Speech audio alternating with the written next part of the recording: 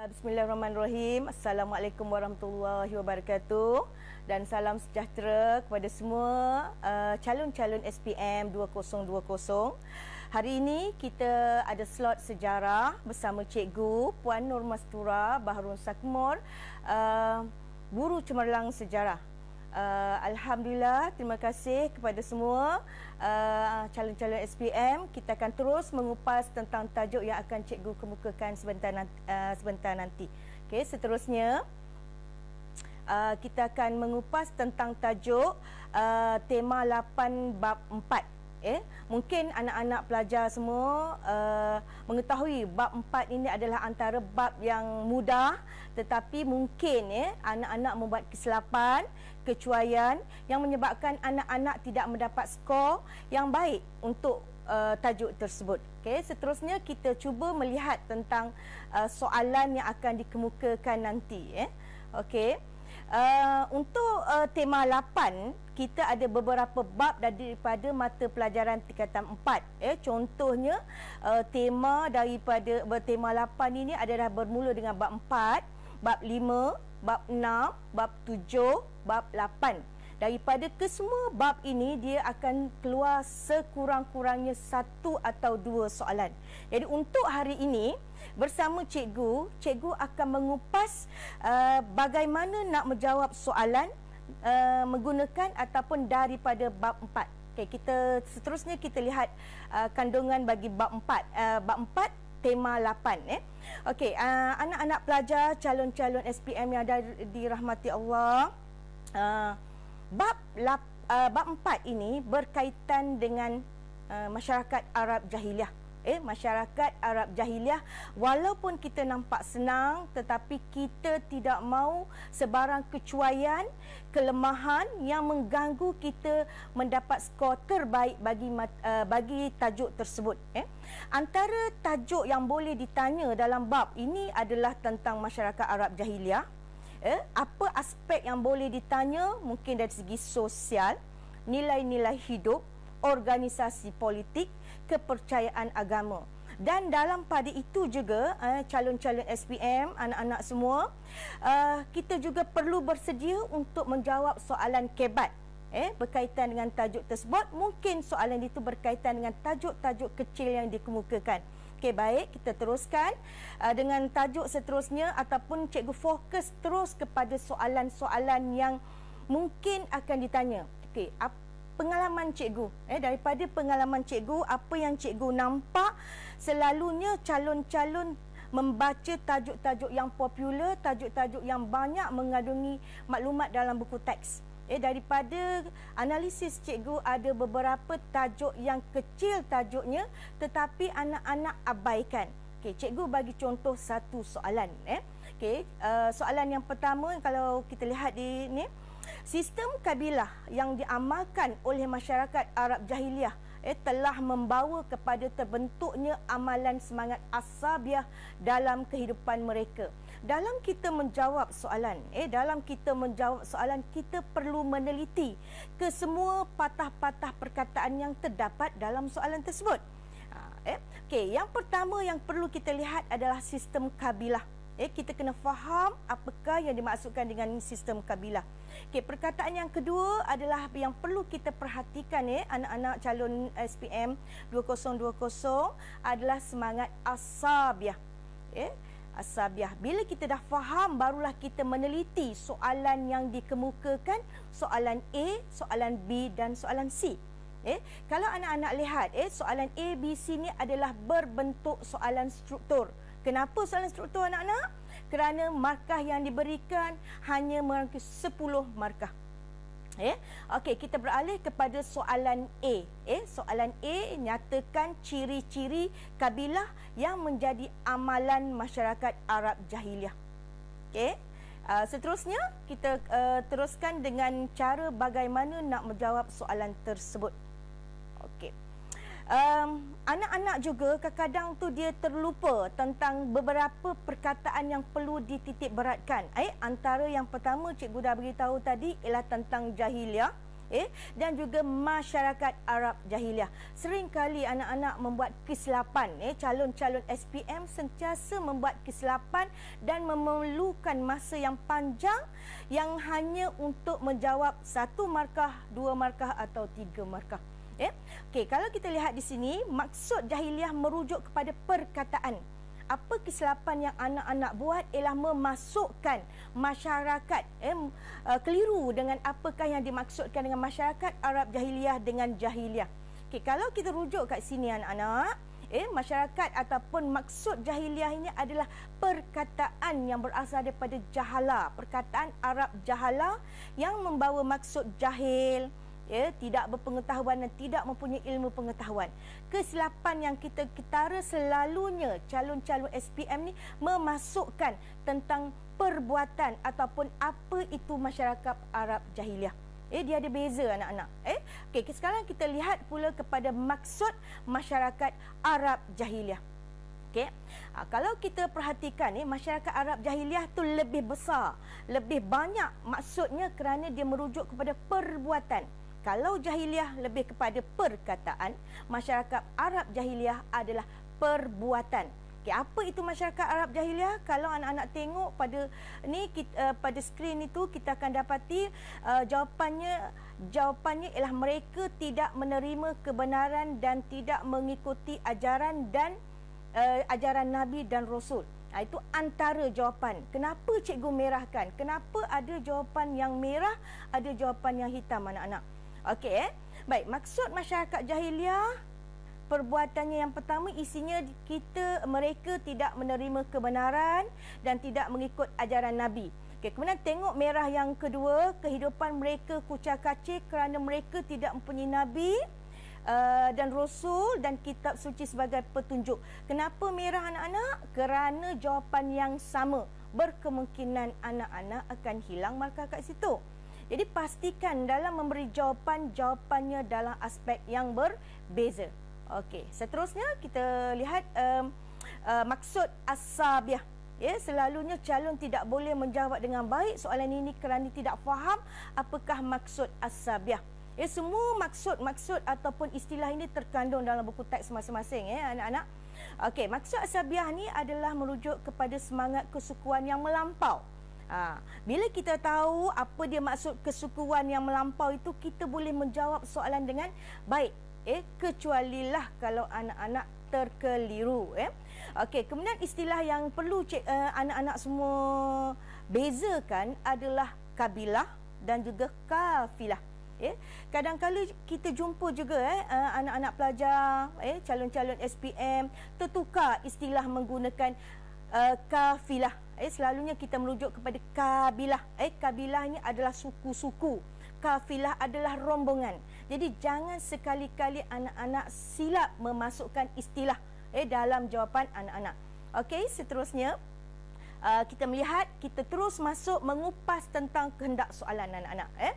Okey, sistem kabilah yang diamalkan oleh masyarakat Arab Jahiliah telah membawa kepada terbentuknya amalan semangat as-sabiah dalam kehidupan mereka. Okey, soalan yang pertama, nyatakan ciri-ciri sistem kabilah yang menjadi amalan masyarakat Arab ketika itu. Markah yang diperuntukkan adalah 3 markah. 3 markah adalah untuk menunjukkan panjangnya jawapan kamu, banyak mananya isi ataupun fakta yang dikehendaki oleh soalan. Bermakna sekurang-kurangnya 3 markah. Apa soalan yang dikehendaki oleh soalan adalah ciri-ciri sistem kabilah. Jadi anak-anak mesti nyatakan ciri-ciri sistem kabilah. Okey, kita cuba lihat apakah contoh jawapan yang telah cikgu masukkan. Jawapan yang kita dah masukkan dalam ciri-ciri sistem kabilah itu. Seterusnya, anak-anak ingat dalam kita menjawab soalan struktur, kita memerlukan jawapan yang menggunakan ayat lengkap tetapi ringkas dan tepat. Tidak perlu menulis panjang-panjang anak-anak sebab masa yang diperuntukkan bagi soalan struktur adalah 1 jam. Manakala untuk soalan bahagian esei 1 jam setengah. Bahawa kita ada 2 jam setengah untuk kita lengkapkan jawapan-jawapan. Selain daripada itu, soalan struktur ni kelebihannya dia terus kita kena masukkan apa yang dihendak. Okey, kita beralih kepada soalan yang tadi. Okey, masyarakat Arab Jahiliyah mengamalkan cara hidup berpuak-puak dan berkelompok. Kalau anak-anak perasan, calon-calon SPM perasan, cikgu merahkan berkelompok. Okey. Dalam sesebuah kabilah, ahlinya terdiri pada suku yang sama. Berpuak-puak suku yang sama, benda yang sama. Berlaku pengulangan jawapan. So, markah tidak akan diberikan. Jadi, anak-anak kena ingat. Dalam kita memberi jawapan, pastikan jawapan kita dalam aspek yang berbeza. Tidak berlaku pengulangan akan membazirkan masa dan kita akan kerugian untuk menjawab soalan lain. Okey. Kemudian kalau anak-anak tengok, calon-calon SPM tengok lagi jawapan yang diberi semua menggunakan ayat yang lengkap. Kemudian yang cikgu dah tandakan right itu adalah antaranya isi. Untuk satu jawapan yang bagus mestilah melebihi daripada peruntukan markah. Kalau kita perhatikan contoh yang diberi adalah 5 daripada 3. Sedangkan markah maksimalnya 3. Sebab kita tidak tahu skema yang disediakan oleh lembaga peperiksaan. Okey, cuma cikgu nak ambil perhatian kepada yang merah paling bawah sekali tu, iaitu perlantikan syekh berdasarkan syarat-syarat. Kenapa cikgu buat merah?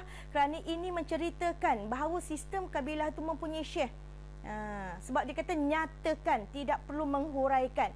Jadi seolah-olah calon membuat pengulangan. Sebab itulah markahnya tidak diberi. Okey, itu untuk jawapan A. Tapi tanyalah untuk jawapan ini sudah mendapat 3 markah maksimum. Okey, kita lihat kepada soalan ataupun bahagian pecahan B yang kedua. Okey, yang kedua B ni anak kena ingat, anak-anak calon-calon SPM kena ingat sebab ini sudah masuk kepada 2 alam. Bagi cikgu kategorikan soalan ini 2 alam, inside your textbook and inside your mind. Ada dalam buku dan boleh juga anak-anak bagi idea anak-anak sendiri. Okey, B, bagaimanakah semangat asabiah terbentuk dalam kehidupan masyarakat Arab Jahiliyah? Bagaimana? Selalunya kata tugas bagaimana disalahertikan ataupun keliru oleh anak-anak calon-calon SPM. Bagaimana semangat asabiah terbentuk? Kenapa calon tidak dapat mendapat markah? Kerana dia tidak menjawab bagaimana, tapi dia menyatakan tentang kesan. 3 markah diberi, sekurang-kurangnya calon-calon SPM kena memberi 4 fakta ataupun 4 isi. Okey, kita cuba tengok macam manakah jawapan yang bagus untuk menjawab soalan tersebut. Okey, kita teruskan. Kalau masih lagi anak-anak perhatikan, masih lagi soalan struktur mesti dijawab dalam bentuk ayat yang lengkap. Sekiranya calon membuat dalam bentuk point dash, ini akan menyebabkan calon-calon akan kehilangan markah. Kehilangan markah bahagi 2. Kalaulah anak-anak calon-calon SPM ni ada 5 markah bermakna berbahagi 2. 5 isi. 5 isi bagi 2. Jadi 5 isi banyak. Tapi tak apa. Kalaulah isinya hanya 3, bermakna calon hanya mendapat 1,5 markah sahaja. Dibundakan mendapat 2. Okey, kita tengok soalannya. Jawapan. Kemunculan semangat asabiah dari kemunculan semangat asabiah atau semangat kesukuan yang melampau. Belum ada markah anak-anak. Belum ada markah. Berpunca daripada sistem kabilah yang berasaskan keturunan. Dia tanya, bagaimana? Bagaimana kerana sistem kabilah. So, dapat 1 markah. Okey. Kemudian kalau anak-anak calon tengok cara cikgu menulis jawapan, cikgu buat dalam bentuk perenggan. Sekurang-kurangnya 1 isi atau 2 isi. Tidak menjadi kesilapan kalau tidak membuat perenggan. Tetapi untuk memudahkan pemeriksa mengesan isi, cikgu cadangkan calon-calon SPM menjawab dalam bentuk perenggan. Okey, kita beralih kepada perenggan yang kedua. Setiap puak tinggal dalam kelompok masing-masing dan terikat kepada peraturan. Itu fakta yang lain. Dapat markah seterusnya. Kemudian seterusnya, bagaimana? Bagaimana kerana geografinya? Bagaimana kerana suasana tempat tinggalnya? Itulah yang menyebabkan calon mendapat markah. Sebab dia menepati kehendak bagaimana munculnya. Okey, kemudian yang bawah, kalau anak-anak tengok sikap orang Arab jahiliah suka berperang. Soalan tu tanya bagaimana, bukan kesan. Jadi mengapa calon tidak mendapat markah? Kerana calon menulis kesan. Jadi markah keseluruhan yang calon ini dapat ialah 5/3. Maksimum markahnya adalah 3. Jadi anak-anak boleh tengoklah, boleh tengok tentang keadaan jawapan yang terbaik. Okey, kemudian kita lihat seterusnya, kemunculan semangat, mengapakah amalan semangat asabiah meninggalkan kesan buruk. Okey, baik, soalan B tadi sebenarnya dia boleh memberi jawapan inside your mind. Soalan B, inside your mind. Maksud inside your mind, kita mungkin terlupa apakah isi yang terdapat dalam buku teks. Tapi kita tahu asabiah ni adalah semangat kesukuan. Bila kesukuan, apa kesannya, kita nampak ialah menyebabkan perpaduan. Jadi kita boleh memberi, jangan takut memberi isi. Dalam bahagian B, sebab dia ada satu kata kunci yang penting, iaitu mana-mana yang munasabah. So di sini ada ruang, ada peluang, anak-anak gunalah ruang, peluang dan rebutlah untuk men-skor markah. Jadi bahagian B sudah ada satu kata-kata mana-mana yang sabah, anak-anak bagilah isi. Okey, kita lihat seterusnya ialah bahagian C. Mengapakah amalan semangat asabiah meninggalkan kesan buruk kepada masyarakat Arab jahiliah? 4 markah. Tolong hati-hati dengan setiap soalan. Gariskan kata kunci perkataan penting pada soalan. Okey, soalan yang dikemukakan itu meninggalkan kesan buruk. Jadi gariskan perkataan kesan buruk. Berapa markah yang disediakan? 4. Sekurang-kurangnya 3 isi. Bila dia datang soalan C, ini adalah soalan kebat. Soalan kebat, fakta, huraian dan contoh sudah boleh mendapat markah. Okey, kita lihat yang pertama. Amalan semangat asabiah telah meninggalkan kesan buruk kepada masyarakat Arab jahiliah. Okey, bagaimana calon tersebut memulakan jawapannya? Dia mengambil ayat soalan. Untuk mengelakkan markahnya ditolak, jadi macam mana kita nak jawab soalan itu secara ayat yang lengkap? Anak-anak, calon-calon SPM boleh ambil pada soalan. Okey, amalan semangat asabiah telah meninggalkan kesan buruk kepada masyarakat Arab jahiliah adalah sering mencetuskan peperangan antara kabilah. Okey, fakta ada, apa kesan dia? Peperangan. Okey, antara kabilah, contohnya perang Al-Basus. Contoh, ada fakta, ada contoh, dah dapat 2 markah. Jadi soalan C kebat mestilah disertai fakta, huraian dan contoh yang sesuai. Selain itu, perkataan selain itu, dia memulakan ayat selain itu. Untuk menjadikan ayat itu lengkap, mereka sanggup menuntut bela. Apa kesannya? Sanggup menuntut bela. Demi mempertahankan maruah diri dan kabilah masing-masing. Jadi kita dapat 2 situ. Menuntut bela 1, kemudian huraian lanjutannya adalah mempertahankan maruah. Dapat lagi 1. Sedar atau tidak anak-anak, fakta huraian sudah mengumpul markah. Kemudian calon seterusnya, dia meneruskan seterusnya kehidupan mereka menjadi kucar-kacir. Apa kesan dia? Kucar-kacir. Bila kucar-kacir, kenapa kucar-kacir? Kerana sering bersengketa dalam kalangan mereka. So huraian lanjutan, secara sedar atau tidak, markah sudah banyak dikumpulkan. Okey, kita tengok seterusnya. Seperti juga bahagian B, bahagian C lebih terbuka, lebih banyak isi-isi untuk mana-mana yang munasabah. Yang ini yang cikgu kata jangan sekali-kali tinggal jawapan kosong. Jadi cuba menjawab secara munasabah. Munasabah. Okey, ini antara jawapan munasabah yang cikgu cadangkan. Selain itu, kesan selain itu ia mengganggu kegiatan ekonomi. Kenapa? Kerana tidak aman. Jadi sekurang-kurangnya kita dapat 2 markah. 2 markah, 1 kegiatan ekonominya, mengganggu kegiatan ekonomi yang inside your mind. Kemudian yang kedua adalah tidak aman. Kita bagi alasan kenapa ekonomi itu terganggu, kerana tidak aman. Kemudian yang kedua, kita tahu asabiah adalah semangat kesukuan dalam suku yang sama. So ini menyebabkan perpaduan. Inilah idea anak-anak. Idea calon, jangan takut untuk memberi idea asal mana-mana yang munasabah. Okey, keadaan ini juga telah membawa kepada suasana permusuhan. Kesannya, sebab soalan tak kesan. Jadi di sinilah tempat peluang anak-anak merebut untuk skor soalan struktur mendapat 10. pengalaman cikgu. Pengalaman cikgu dalam menjawab soalan struktur bahagian A kertas sejarah 12492 ni, calon-calon seringkali hilang markahnya bukan di bahagian soalan kebat, tetapi calon hilang markahnya di soalan A, iaitu soalan fakta. Jadi tidak ada jalan mudah, tidak ada jalan pintas untuk anak-anak skor sejarah. Kena belajar, kena menghafal, kena mengingat fakta sejarah. Baik, kemudian seterusnya itu bahagian soalan struktur. Kalau kita beralih soalan isi. Sebab bagi cikgu, bab 4 ini adalah antara bab yang mudah. Jadi kita mengharapkan kalau keluar soalan struktur, anak-anak dapat 10 markah. Kalau keluar soalan isi, anak-anak dapat 20 markah. Jangan sekali-kali hilang markah kerana tajuk yang mudah. Kita tengok soalan kebat esei. Soalan fakta hampir sama. Jadi soalan kebat esei, contohnya, pada pandangan anda, adakah masalah sosial hari ini berkaitan dengan kejahilan masyarakat? Mengapakah keadaan ini masih berlaku? Pada pandangan anda,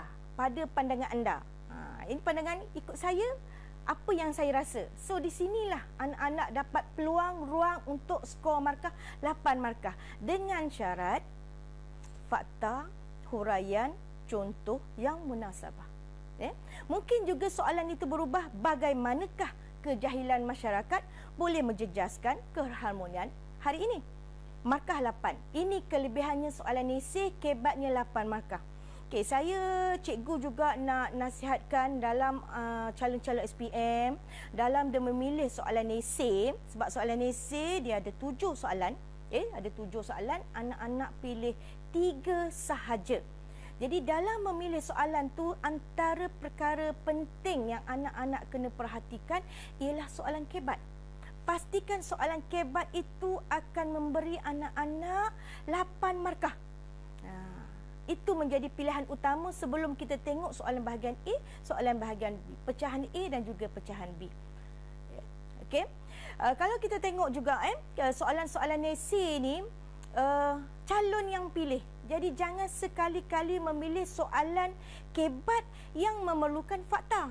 Carilah soalan-soalan kebat yang memerlukan idea pada pandangan anda. Berikan cadangan anda. Apa yang anda mahu. Itu antara soalan-soalan. Sebab cikgu lihat akhir-akhir ini soalan esei dia banyak untuk anak-anak ataupun calon-calon SPM berhujah.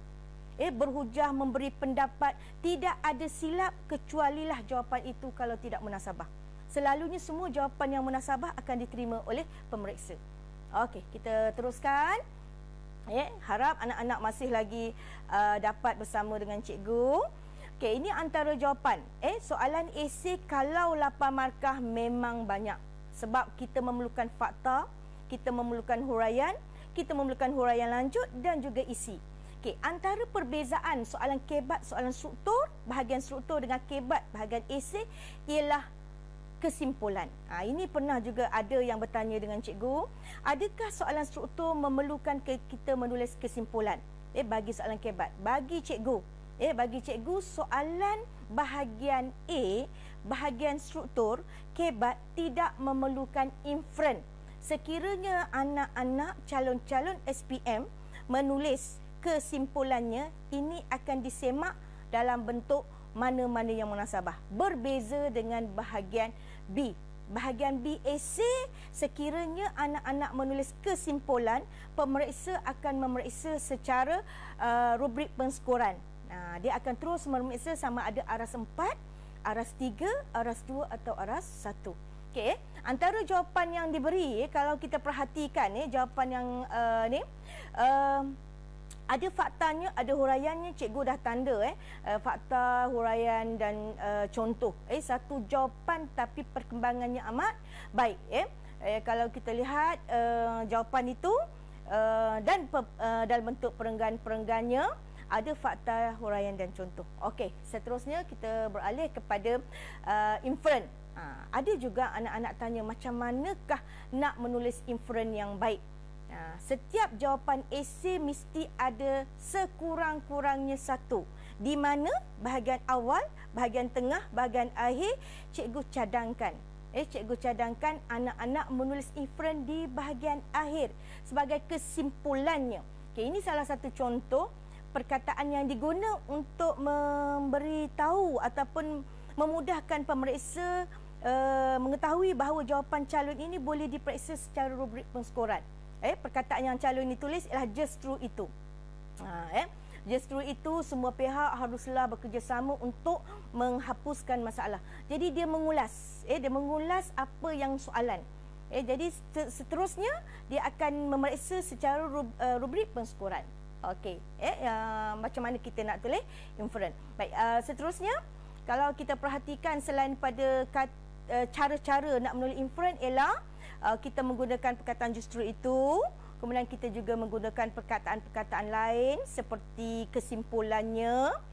Kemudian kita juga boleh tulis tuntasnya. Seperti bahasa Melayu lah. Kita membuat satu kesimpulan, menetapkan pendirian kita. Okey. Sekarang kita dah mengupas tentang kehendak soalan bagi bab 4. Tajuk yang cikgu pilih adalah tajuk jahiliah berkaitan dengan semangat asabiah. Kemudian ada tentang istilah kabilah dan juga cikgu bagi tips-tips bagaimana untuk menjawab soalan dengan baik, mendapat skor yang baik, tidak berlaku pengulangan. InsyaAllah cadangan ataupun panduan yang cikgu berikan dapat membantu anak-anak, pelajar-pelajar calon SPM untuk terus mendapat skor yang baik. Kita akan jumpa lagi dalam slot seterusnya. Terima kasih. Assalamualaikum warahmatullahi wabarakatuh. Salam sejahtera.